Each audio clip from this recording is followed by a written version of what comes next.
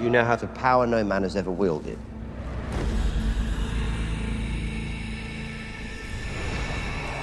You will have an empire unassailable, Rhaenyra. And our children will rule it forever and a day.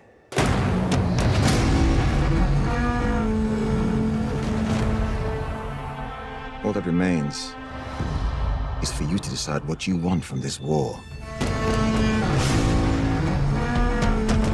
You will do things that your heart would have recoiled from before you came to the throne.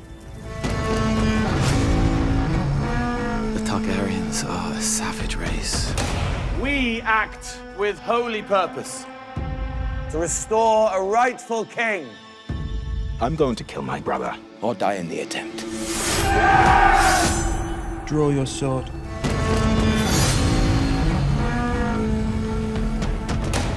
Look to the sky. Doom and ruin surround us. We will all become beasts before our end. It is no longer safe here.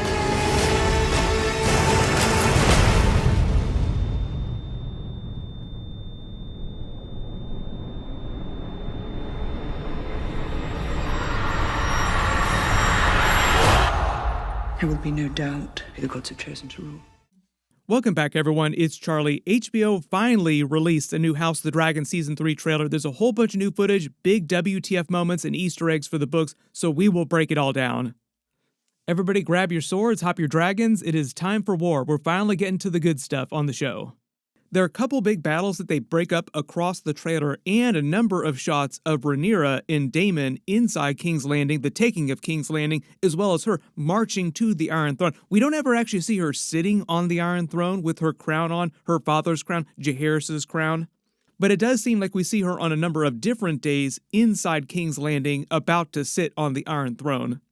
And there are a lot of different shots of the main characters all spiraling out in different moments, particularly the Greens. Like, they really want this to feel like it starts out really strong for the Blacks, but there are a couple big moments where you see Rhaenyra also spiraling out. We'll talk about that as we go through the trailer. You have to remember that the actual Dance of the Dragons, like the actual fighting, the actual wars, are very Pyrrhic for both of them. It is a very Pyrrhic victory. Even though there will be different winners, Greens or Blacks, from battle to battle, generally, both of them wind up losing really, really hard. But they really want this to feel like Rhaenyra's moment, like her big trailer. She's the one that gets all the big hero shots during the trailer, not Alysanne or the Greens. You will have an empire unassailable, Rhaenyra. So they start the trailer with Daemon narrating to her. It's the same voiceover that we got in the last trailer. You now have the power no man has ever wielded. Basically, he's trying to gas her up at the beginning of the Dance of the Dragons to take King's Landing. Basically telling her that she has way more dragons than the Greens, more power than anyone has ever wielded on the planet. Technically not true because the ancient Valyrians had way more dragons, but you get the idea. At this point in history, there are meant to be more active living dragons than at any point in Westerosi Targaryen kings' history back to Aegon the Conqueror. So you have to remember that even though Aegon the Conqueror had Balerion the Black Dread, his two sister wives, and their very large dragons, at this point later in history, there are more actual active dragons that the Targaryens collectively control than Aegon did during his time. So this is really what Daemon is referring to when he says, you now have the power no man has ever wielded. He's talking about Aegon the Conqueror. Aegon the Conqueror did not wield this many dragons. And you actually see her mount Syrax, her dragon, and lead Dragonstone, as if this is when they're about to take King's Landing. Then when he gets to his next line, you will have an empire unassailable Rhaenyra. She's actually walking through the Red Keep. You can actually tell because of the architecture behind her here with her Kingsguard. So she doesn't seem that happy. This maybe seems like earlier in the season when she still has the blood on her feet that we see later in the trailer, the first time she approaches the Iron Throne. Then it actually seems like Daemon is talking to Rhaenyra. They're not wearing their armor, and it is the night they have already taken King's Landing, and it looks like they're at the Red Keep having this conversation. Notice he says, our children will rule it forever and a day. And then they cut to a different shot earlier in the season of her looking back at Jace. So this is actually meant to be a very leading scene because he's talking about their two children that they had together, technically not talking about Jace. Yes, Jace is kind of like his stepchild, but technically not his child. Their actual two biological children they had together are Aegon III and Viserys II, who do eventually at some point wind up sitting on the Iron Throne. So Daemon is being correct when he says this in the shot of her looking around at Jace. Also, like I said, meant to be very loaded. We can't really talk too much about that. It gets a little too far ahead of the story, but there's a lot that happens with Jace during this season. They are really leaning into it with some of these trailer shots and the way they cut this dialogue. It's meant to feel very misleading if you don't know what's going on. But if you know, you know. Then it kind of seems like this is the cannibal and Rhaenyra flying around in the Eyrie, and they haven't come south quite yet. We get a real quick shot of Rhaenyra in her armor talking to Corlys. This is probably after they've taken King's Landing because he's not wearing any armor anymore, so it's after the Battle of the Gullet. And he's basically telling her, you have to decide what you're going to do in the Dance of the Dragons here while you're on the Iron Throne. Like, how many people are going to die? Like, how crazy is this going to get? Or are you going to try and end this more peacefully? What are you really trying to do here? Rule the realm or just crush the Greens? All that remains is for you to decide what you want from this war. You also notice from behind she looks remarkably similar to Daemon. Her hair is just like a little bit softer, just a slightly different shade of white, but in armor, they almost basically look like the same person.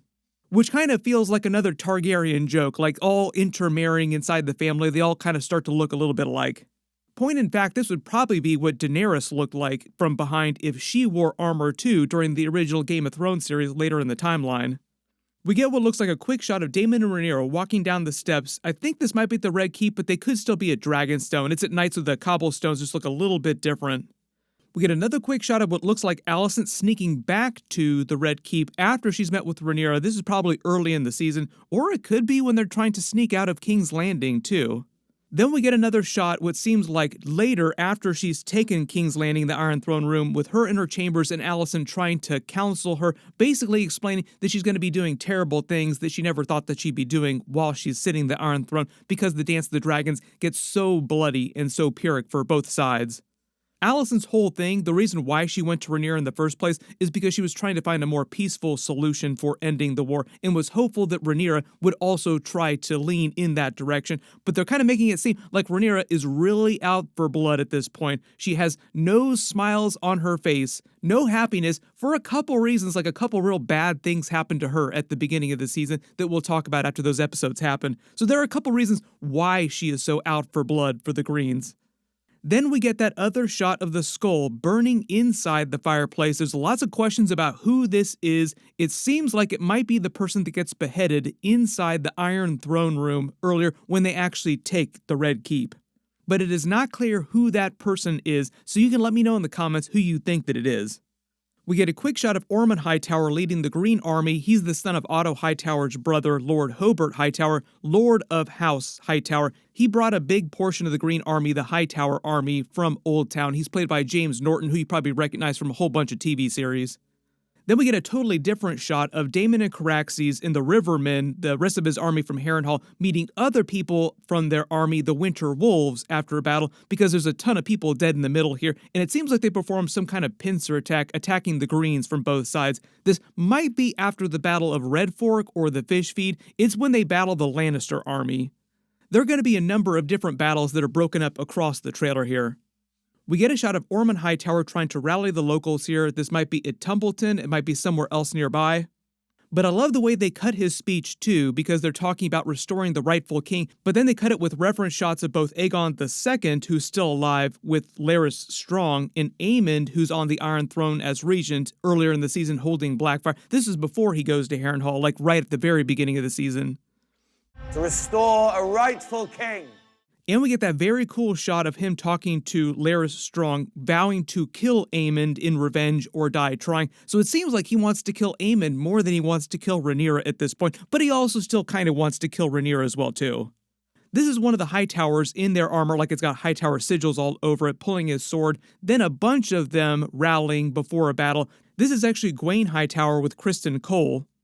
And we start to get a bunch of footage of Aemond at Harrenhal. Notice, obviously, this is very cool. He's not wearing his eye patch or his helmet, and he's about to fight some people. But I think this is meant to be a parallel for when Daemon tried to take Harrenhal, but nobody was there except for Simon Strong and his family who were taking care of the castle. Like, barely a skeleton crew, almost nobody was there, and it was kind of a joke. Like, they treated it more comedically.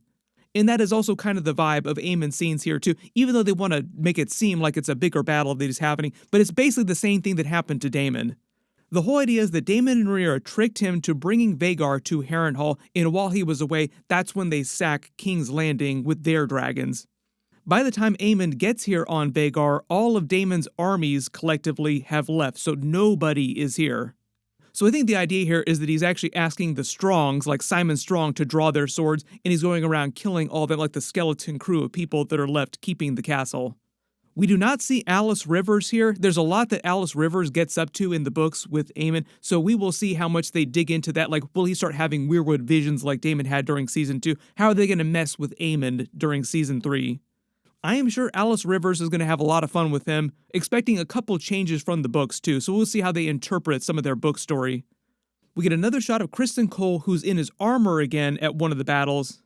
Then we see Rhaenyra after they've taken the Red Keep and she's burning all of Aegon's green banners, about to put up all of her black and red Targaryen banners again around the Red Keep, around the throne room.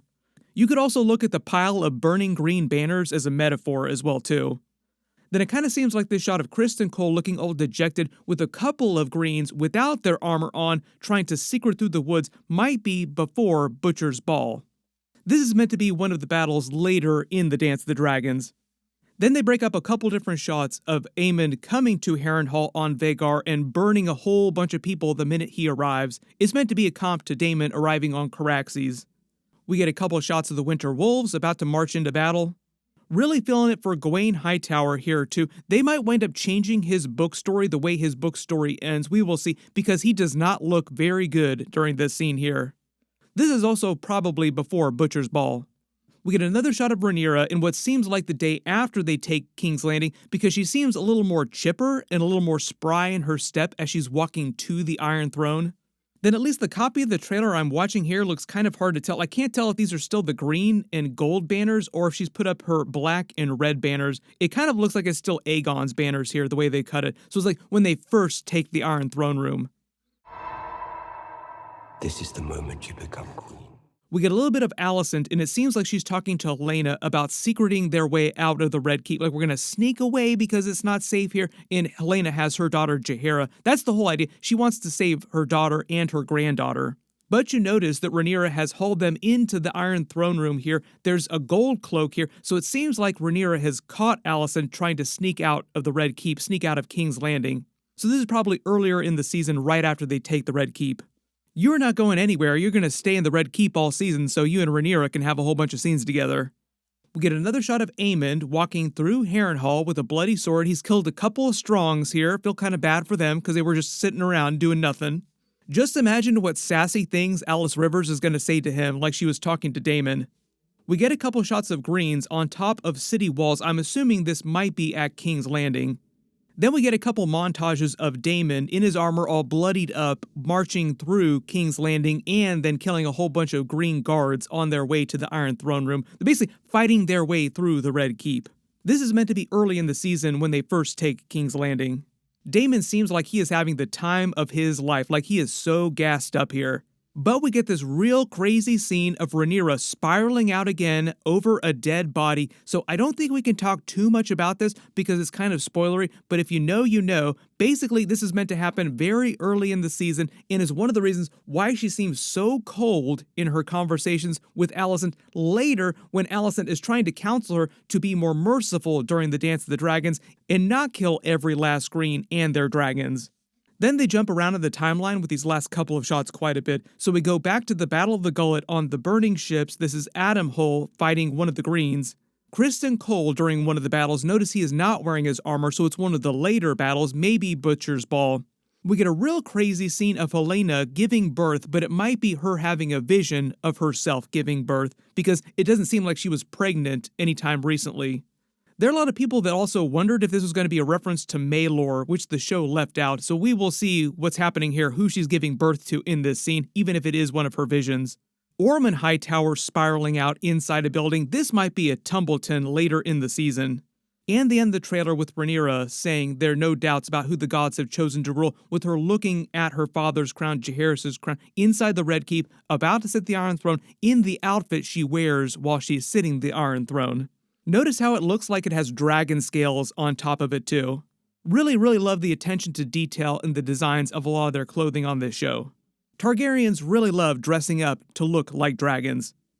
Everybody post all your reactions in the comments below, and if you spotted any Easter eggs or references from the books that I didn't talk about during the video, just write them below in the comments.